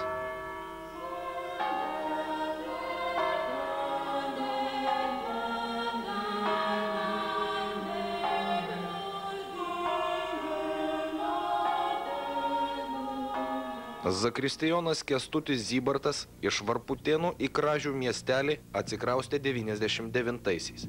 Tuomet vietiniai džiaugiasi, jog parapijoje atsirado jaunas ir energingas bažnyčios tarnas. Kęstutis nuo pat pirmos dienos dirbo už 2. Atliko ne tik zakristijono pareigas, tuo pačiu metu ir bažnyčiai išplaudavo, vasarą aplink šventorių spėdavo ir žolę nupjauti, rudenį lapus nugrėbti. Tai vat ir Kęstulį jį prieš 4 metus čia senelis paprašė, sako, babulė tokia buvo, sako, yra mano anūkas, sako, jeigu galėtų, jis galėtų čia pabūt, sako. Tokia senutė slaugys, sako, čia galėtų eiti, reiškia, pabūt, pasidarbuoti. Nu, sako, tegul, žinai, nu, tegul. Nu, kokie tie konfliktai būdavo, pavyzdžiui, būdavo, nu, daugiausiai gal būdavo tokiais paskutiniais metais, suprantat, nes kadangi žmonės labai čia yra tokie pavydus, labai agresyvus, kad įkasti kuo skaudžiau apkalbėti, supranti. Nu, vienu žodžiu, tiek jau pasmerkti vienu žodžiu. Va, ką nors padarai, ką nors nusiperki, va, iš kur jisai gauna pinigų, iš kur jisai gauna, va, taip, vienu žodžiu. Nu, tokias būdavo, supranti, grinai apkalbos. Man Zakrasiūnas nieko bloga, kaip tam, nes jo girtą gatvę matau, o jeigu kaip tam ten apomišių vyra, ar taip, kad mes gal bobos, kada susimetusios išger, a ne taip yra, bet rasdava nebiški neišger, kiekvienas išger, na, a ne taip sakys. Tačiau kuo toliau, tuo vis labiau. Kęstučio elgesys ėmė neįtikti krikščioniškų pažiūrų žemaičiams. Parapiečiai tarsi pro padidinamą stiklą stebėjo jauno zakristijono gyvenimą, o ir pats Kęstutis nesistengė slėptis. Santūrūs miestelėnai bažnyčios tarną sutikdavo kavinėse, baruose, matydavo parduotuvėje perkanti svaigiuosius gėrimus. Tuomet Kražiuose jau imta šnekėti, jog tokiam zakristijonui bažnyčioje ne vieta. Budrūs žemaičiai ėmė vienytis. Nusiskundimų daugėjo, kol vieną dieną po ilgų stebėjimų susirinko visa pastoracinė taryba ir pradėjo skaičiuoti didžiasias zakristijono Kęstučio nuodėmes. Pirmoji nuodėmė. Tai dar toli gražu ne visos nuodėmės, kurias ketina aptarti zakristijono apkaltos taryba. Likite su LNK, dabar trumpa reklama, o toliau bus dar linksmiau.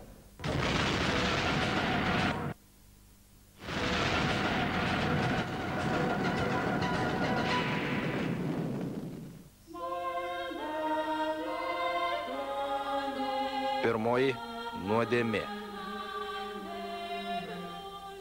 Ką galiu pasakyti? Ta galiu pasakyti. Pas mane buvo, mano name buvo parduotuvė. Ateidavo į tą parduotuvę, tiesiai iš bažnyčios per mišias, arba taip jau, su kamža, ir pasiimdavo plokštelę ir geri. Pardavėjai ir sako, Kęstai, ką tu darai, sako, prieš pamaldas. Juk sakai, bažnyčia eini. O kas ta bažnyčia, kas tie mūrai man yra? Man vienai roda. Priekaištaudavau, supranti, daugiausiai man priekaištaudavau, supranti, kad aš vienu žodžiu, kad jau reiškia po darbo, vienu žodžiu po mišių, supranti, kad aš jau nuveinu dėlėskim į kavinį, kokį dėlėskim ir gimtadienį nuveinu vienu žodžiu. Būdavo tokių kalbų, suprantat, kad būna į kavinį, kokį būna gimtadienį, supranti, būna linksmybė, šventės, būna, reiškia, zakristijonas jau negali ten eiti, dalyvauti vienu žodžiu, jau reiškia, kaip ne žmogus, aš jau negaliu niekur išeiti. Vienu, jeigu pašokai, supranti, jeigu ten su Maike pašokai, supranti, jau pusiautinai nuvašau biškį apsinuogins, pasakė, jau striptizą šokį. Jau striptizą šok zakristijonas. Nu, tokių propagandų, supranti, nes žmonės neižvelgdavo, supranti, geros pusės. Pamatydavo, ką taip, ne taip ir viskas, jau esi blogas žmogus. Bet kad zakristijonas su bažnyčios rūbais taip lavinėtų girts, tai tikrai nesu mačiusi. Ir visą gyvenimą nematė tokį dalyką? Ne, ne. Ir kiek, jau 52 metai kaip Kražius gyvenu. Ir gyvenu va šitai pripat. Tas balts nams tai mano mažiuks. Va. Ir kiek tarnų praėjo, ir kiek kunigų praėjo, tokių dalykų nebuvo girdėti, nei matyti. Tai sakykit jūs, ar buvo taip, ar nebuvo? Ar jūs tenai labai jau linksminavotės tam čia kavinėse, dar kažkur? Ne, tai aš eidavau tik tada, kokie būdavo vakaronės, renginiai būdavo, dėlėskim, aš pats savo aštėdžiu namuose, dėlėskim, man, pažiūrėjau, liūdna nuobodu. Aš pasiimu, kai 20 ar 30 minutų aš pasiimu, aš nuveinu, tikrai nuveinu į kavinę, aš pasėdu, aš pabūnu, aš atsipalaiduoju, aš noriu išgeriu, suprantu, su draugu ir butelį, jeigu reikia mane išgeriu, suprantu, per visą vakarą, jeigu aš noriu iš visą aš negeriu, jeigu aš noriu pašoku, jeigu aš noriu, aš galiu kavos atsigerti. Ledų nusiperku, kavos ir aš pabūnu, pasėdžiu. Šias mažas nuodėmės kaimas dar būtų atleidęs. Tačiau zakristijono namuose apsigyvenęs žinomas dainininkas Aidas Manikas padėjo tašką ir privertė miestelėnus sukilti į žūtbūtinę kovą už bažnyčią ir krikščioniškų dorovės normų išsaugojimą. Dabar suprantat, kaip vyksta, čia yra atvažiavęs iš Biržų mano pats geriausias draugas, mes seniai esame su juo pažįstami, seniai esame su juo mes pažįstami, mes esame geri draugai, suprantat.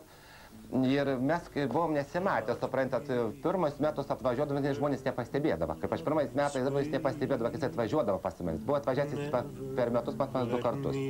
3 metus nesurodė, jis intensyviai dirbo, suprantat, leido kasetę, jisai Kaune grinai visą veiklą savo koncertinį, kiek girdį kūrybinę, jisai Kaune. Mes tai kiek susirašinėdam, susiskambinam, su mes žinutėm, suprantat. Ir jisai dabar grinai tokia daro muzikinį turą aplink Kelmės rajoną, po kiek mokyklas. Daro labdarinius koncertus beglobėms vaikams. Ir Telšiai, suprantat, ir Kuršienai, nu čia visur aplinkiniai, kiek Šiaulių miestas, visur Kelmė. Ir Kelmė, suprantat, nu tokia dabar jisai pabus iki pavasario, suprantat, paskui vėl... Žodžiu kalbėti visai. Paskui, suprantat, vėl kitur pradės. Tai o kad čia žmonės pasakė vieno žodžio, tai kad čia mes esam labai jau tokie, čia neimtymus geri draugai, nu jau atsiprašau. Tai dabar reikia man paklausti tų visų gyventojų, kurie dabar taip mane šmeižė, smeikė, ar jie dėlėskė matė prie lango stovėti ar bučiuojantis, dar ką nors ten darantis. Tai dėlėskė, aš dabar, jeigu turiu draugų, tai aš turiu tik tais arba su davatkoms, kaip sakant, vaikščiot po kražius, arba tik tais bažnyčioj sėdėti atsisėdęs. Aš, pažiūrėjau, turiu nepagyvenusios moteris, tegu turiu tokį draugą, ne kiek paprasto jaunimo, ne kiek, aš tai nesuprantu, kas čia yra per liaudis. Tai aš matydavau. Tai kaip, matydavot, kad jie vaikšto kartu? Nu,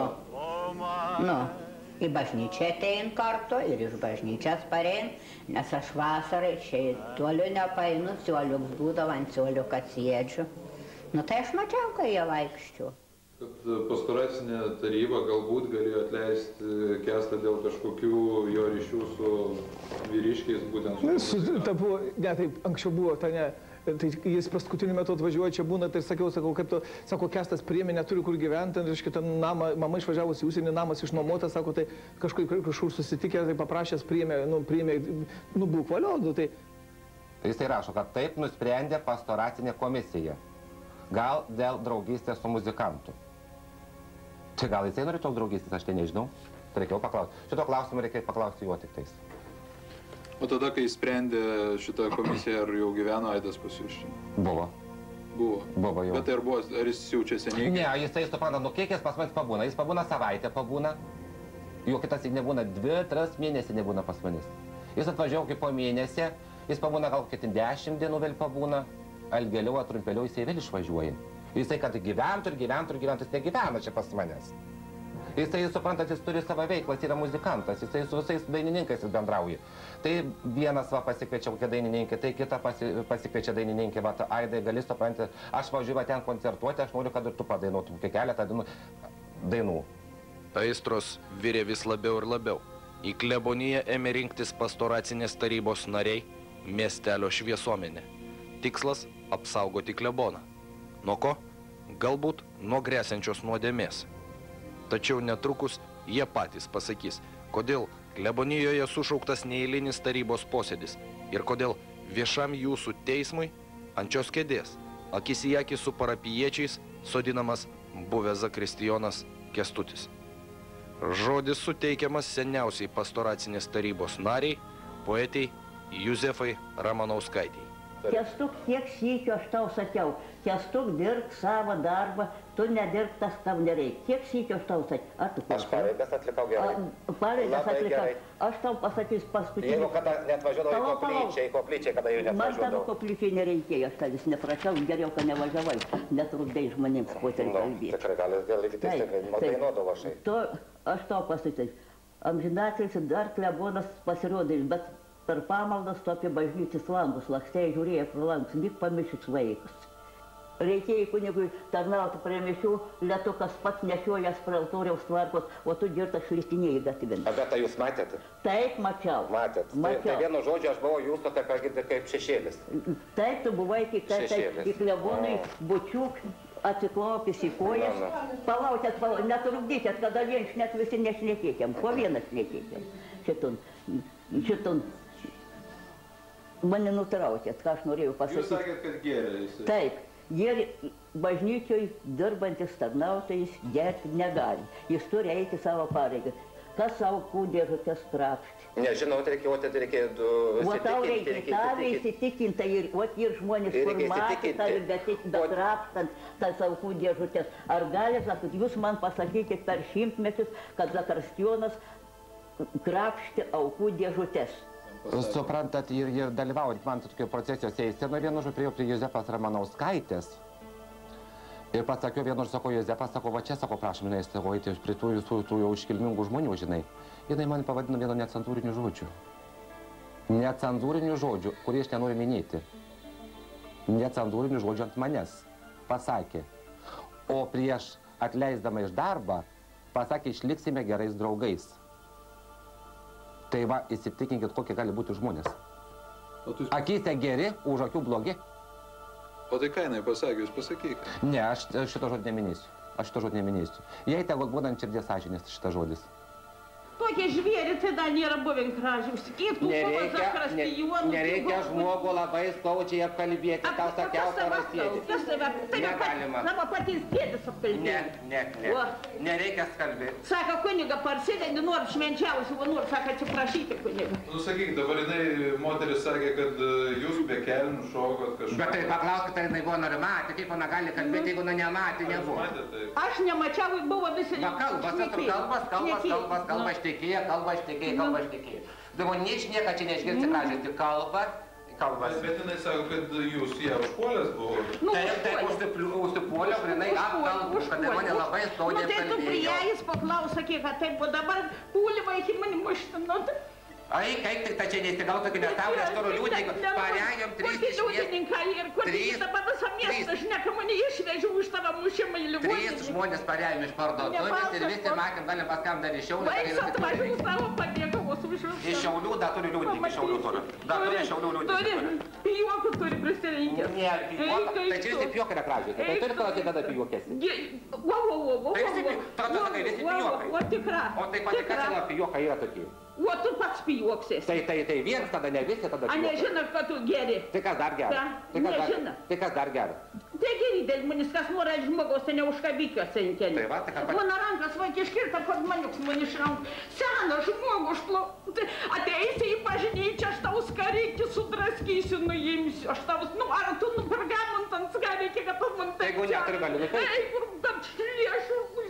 Visi mane myli, supranti, visi mane myli. Ir man po šią dieną, mane kaip atleido iš darbo, viena moteris man atėjo, suprantat, Kęstutis, sako, kaip reikia tave grąžinti darbo. Viena ir kita moteris, suprantat, atėjo man į namus. Jos verkė, tiesiog verkė, sako, eidavo per bažnyčią, sako, smagu būdavo žiūrėti. Skaitinius skaitai aiškiai, gražiai, suprantat, sako, mums tu buvai geras žmogus. Mes esam tavim patenkinti. Gėdas turėk seną žmogų užpulti už kelį draskyti, nu. Ne, tada tu nuprotės, kad ant gatvės užpulčiau žmogų. Tai tau čia jau nebėt, tai reikia gydyti vežti, kuo su Zybarta pasaka, na, ne gydyti vežti, sakė jau. Į viskas, į tik te turi pasakyti viskas. Į daugiau prašau, kad manęs neužpultų buvo. Aš žinai... Nu, tai va, propagandas, aš tai visokias tevarinės. Propagandas. Aš tau tai padarysiu, visokios... Eiktų, gėdas turėk, neversinant svietą. Prašom eiti. Prašom eiti. Posėdis tęsiasi. Už durų susirinkusią parapijiečių minę klebono motina ramina Valerijono lašais. Emocijos veržėsi pro kraštus, niekas nenori tylėti.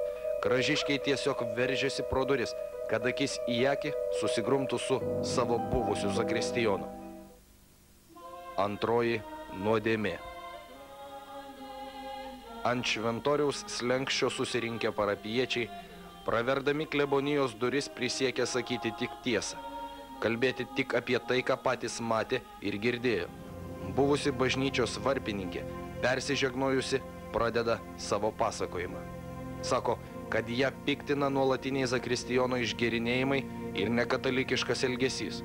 Tiesą pasakius, piktina ne tik ją, bet ir daugelį čia susirinkusiųjų. Moteris su ašaromis akise prisimena baisią istoriją. Vieną vakarą jo šeimos nariai zakristijoną Kęstutį Zybartą vadavo iš Pakaruoklio kilpos. Buvo mano jubiliejus, vėliavų prisigėrė, vėliavų nesąmonių, prisidirbant rytą vaiką mano parėjo tik tą iš kavinės. Ir to atliekiavo į kelią, davai gerti. Ir kas iš to išėjo? Tai pati pasikvietė į tą jubiliejų? Aš nepasikviečiau, atėjęs su kamža iš bažnyčios. Su jubiliejum pasikvietėjai? Tai į kavinį kviečiau. Iš bažnyčios aš tai neturiu. Su kamža atėjau. Tai sakote, su kamža atėjo pas jūs? Nu, pradėjai gerinėti ten. Sakau, vaikelį su kamža, na, šans darbuotojai. Sakau, vaikelį su kamža negali būti, tik tame šventoriui tai gali būti. Kuo tu, sakau, atėjai šią gerį? Lūkės tu, sakau, kamžą man padėjo, kad nebūtų. Nu, jis nusivilka tada kamžą. Nu, į mano vaiką buvo jau vakariščią išgėrę, mane nuveja gulti. Tas išėjo, mama, sako, manęs nieks nemyli. Nu, tai ką aš galiu, sakau, tai kas ten iki tavi nemylėsiu, ką apsaugoti. Nu, ant išėjo pro durės lauką, sakau, ačiū Dievui, ant jau nuveja. Nu, ant nuveja vaikelį, dabar aš eisiu gyvaliuk pasišerti, vaikelį po kopėčių pasikoręs. Po pasikoręs ant šaliką. Aš pertaganu gera, kad aš ėjau į tvartą, būtų visai nugaišęs. Ir dabar aš vaikelį pripūliau greitą tekiną, įpūliau par purvynus basą, į truobą, sakau, žentelį, ne vaiką, sakau, zakristijonas pasikorė. O aš jau tik protą, bet turėjau persigandusi. Nu, ir tas mano žens durninė dirba. Nu, ir vaiką mane taip pat ligoninė Šiaulius ir tame durninė. Nu, ir žens, žinau, prie to papratęs ant šokti, man duk peilį. Nu, aš tai greitai pastačiau peilį jam padaviau, ten jis pūlis, šaliką nupjojęs, kantinas, jau nukrito. O mano mergikė jau, irgi seselė dirba, ana aplopa jam, dar gaivana, kol atsigavo. Nu, ir paspardė, ir ausės aptaisė viską. O ant užmetė ant sūnaus, o sūnus rankų mane nekiša, nebūn pažiūrėti. Sak, tas durnis buvo ir buvo skaktos. Kas tai ir buvo? Ne, čia reikia matyti galvoje, kad yra... žodis, vot šitą. Čia galit žegnuotis, galit nežegnuotis, čia yra įsigalvojimai ir visokie įsigalvojimai. Nebijau, nepusį žodį, kestelį tik... Vieną kartą pasakėt, kad ant špagatą pojos, kitą kartą pasakėt, kad ant šaliką. Ne špagatą, ant šaliką. Tai dabar reikia suprasti ant kuo. Galime drąsiai sakyti, jog Ražiai šiuo metu pasidalino į dvi kariaujančias stovyklas. Miestelėje radome ir zakristijono gynėjų. Jie visas šias istorijas vadina šmeižtais ir prasimanimais. Tebūnė išklausyta ir kita barikadų pusė. Kaip žmogus, kaip jis, kaip yra žmogus, žinau, kad jis yra labai geras. Daleisi, aš kitam nežinau. Kiekvienas žmogus yra vienam geras, kitam blogas. Bet taip kaip man jisai yra labai geras, auksinis žmogus. Ir jis dirbo bažnyčio, aš jokių pretenzijų dėl jo neturėjau. Kas yra šmeižta, yra bereikala, nu. Turi įtikinti, turi apžiūrėti skaitus, kaip aš juk į klebono sakiau. Klebon sako, ten partanų žmonės šneka aukų dėžutės plėšį, žina. Aš buvau mišesnajus susipirkti skaitus. Aš klebonį sakau, klebonėlį. Sakau, nu, o jūs tikslę matėt, nutvėrėt už ranką. Sakau, jeigu kas tikslę matė, aš taip klebon už nugaras paėmiau, sakau, reikia klebonėlį už nugaras. Ir sakyti, o kon vaikėlį dara, kam tu plėši? Aš klebon sakau, toks tu manasi klebons, toks yra man Zakrasion. Sakau, man jūs esat vinuodė, aš taip tiesiai švis. Klebon sako, teisinga Navickienė, sako, tai klebons tai pasakė. Tačiau pastoracinės tarybos nariai nesustoja ir toliau skaičiuoja didžiasis Zakristijono nuodėmės. Trečioji nuodėmė.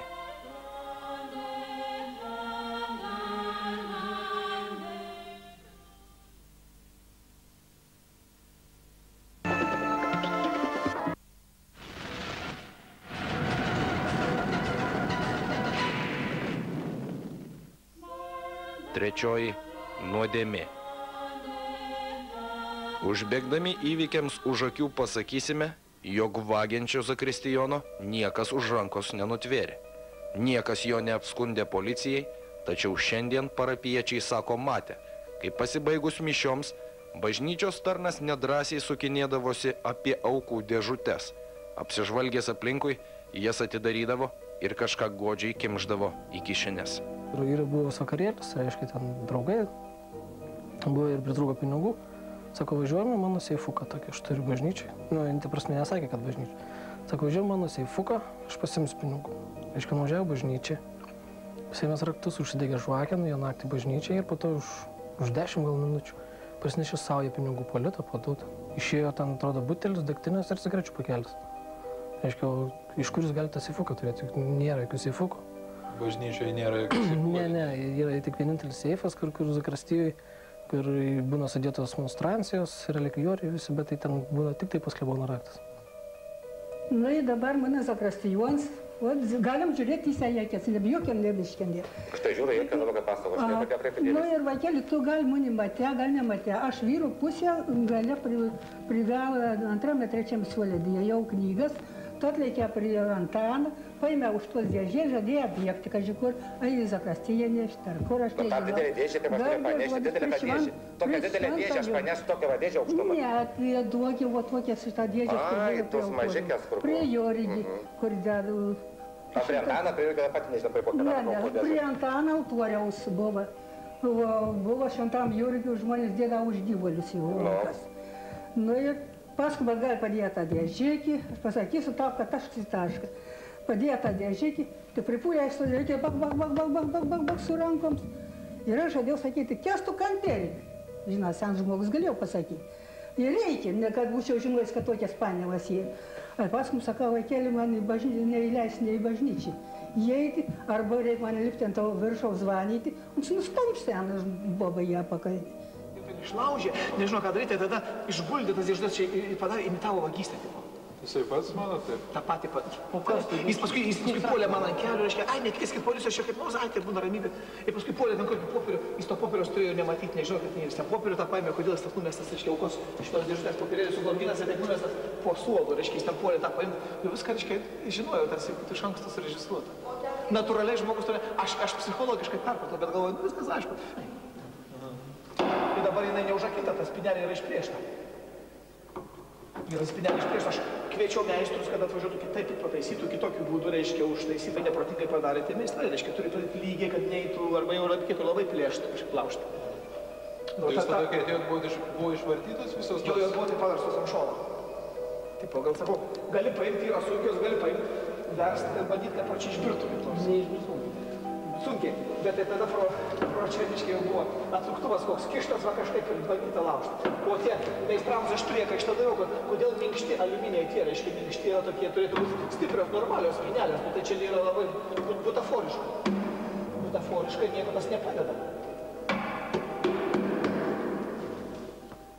Parapiečiai, sako, bijoja apie tokius dalykus klebonui net užsiminti. Bijojo, kad šis neišvarytų jų iš bažnyčios. Todėl iki paskutinės minutės tylėjo. tačiau ilgiau tylėti nebegali. Dabar jų tikslas šventas – apginti kleboną. Tai aš rožančių kalbėjau ir aš net kalbėjau, kol pamaldas jau pasibaigė visai ir aš noriu pabaigti.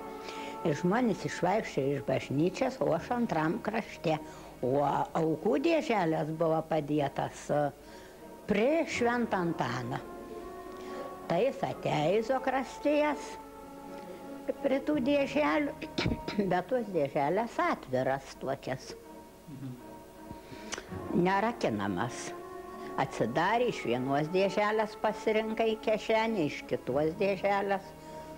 Buvo beinas atgalizio krastėje, bet susisuko, pasiėmė dėželės ir naje. Bet vieną dalyką, tai aš turiu peikti ir kleboną turiu pakaltinti ir kitus. Kodėl nepranešė policijai tokių dalykų? Jeigu būtų policijos aktas, viskas susibaigė, bet gailėsis turi turėti irgi ribas. Gailėtis gali žmogus, jeigu jis nėra, sakykime, žulikiškas, o žulika negali gailėtis. Stop. Neeilinį pastoracinės tarybos posėdį esame priversti nutraukti. Zakristijonui iš Varputėnų skambina jo mama. Oi, ko čia pergyveni? Ko čia pergyveni? Aš noriu apsiginti nuo Kražių Davatkų kalbų. Taigi, dabar, kada apšnekėjai dar blogiau. Čia koks apšnekėjim, čia kaip apšnekėjimai nėra. Na, jie kažkurį galvoju, nugaramas arala, kaip santykių turėjo, kaip sumanė, kaip gyvenė, tu laiką iš ten visą prašė. Nu, tas kažkai takuoja, kai nugarą masažau, kažkai tokia nutikai koncertą, tai masažavau nugarą. Dievo, tu prašė iš ten šmata, kaip yra. Ir klausykit, žinok, nebeturiu laiko, nuo mes eisime dar į laidotuvės, reikia man. Aš dar turiu su karstą nešti. Nu, tak štai, kad tai gera. Aha, gerai viskas. Ne, šok labai, žinok, garsiai šaukė. Gerai tada. Aha, gerai, viskas yra tvarkoni. Nu, dabar važiuosiu į Vilnių gyventi.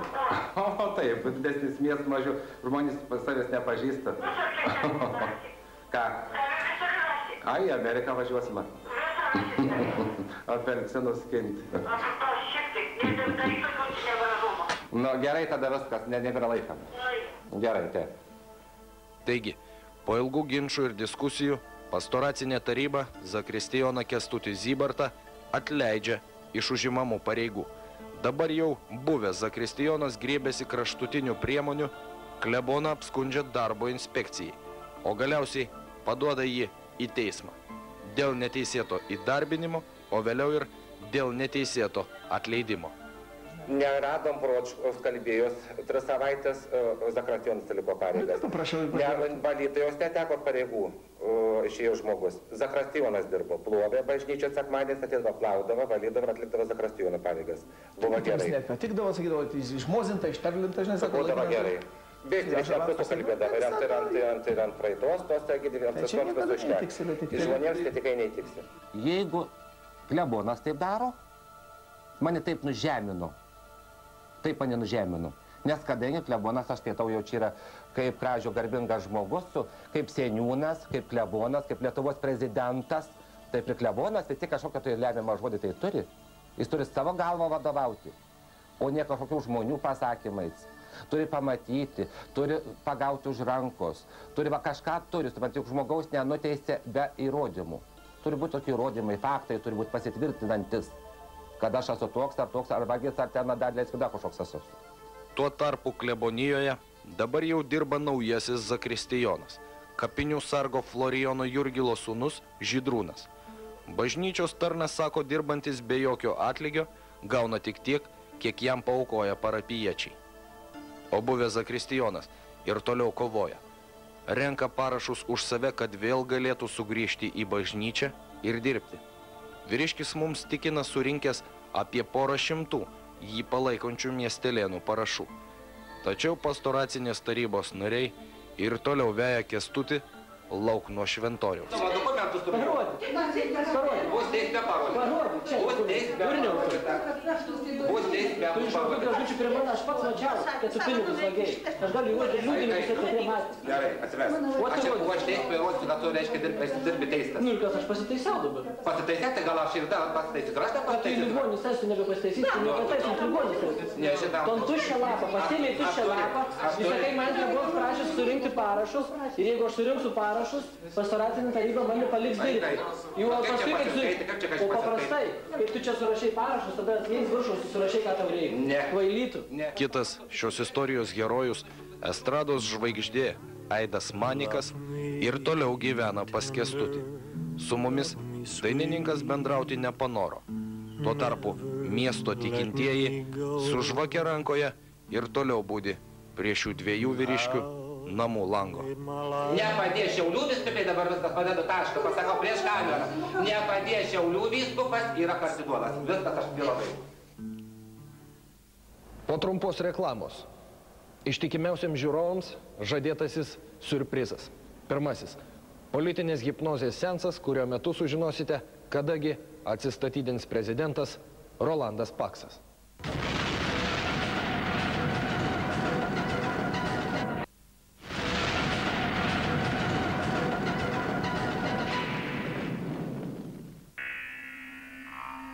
Šiuo metu visiems rūpimas ir aktualus klausimas – Rolando Pakso atsistatydinimo data. Filmavimo metu atliktas eksperimentas. Tikslę prezidento atsistatydinimo datą, mėnesį ir dieną ištars šis žymus Žemaitijos bioenergetikas. Paksas dabar bus atstatytas ar ne? Nu, bus, bet dar nestaigava. Rodo teigiamai, bus atstatytas, taip? Dabar Paksas iki Kalėdų įsilaikys, taip. Iki Velykų įsilaikys, irgi taip.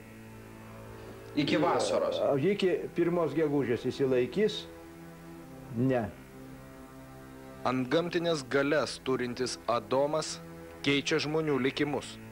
Ši 70-metė moteris jau pusę gyvenimo serga keliomis ligomis, kurių šiuolaikinė medicina nepajėgi išgydyti. Nuolatinis ir nepakeliamas viso kūno skausmas, medikamentai kančia šiai moteriai sumažindavo tik trumpam.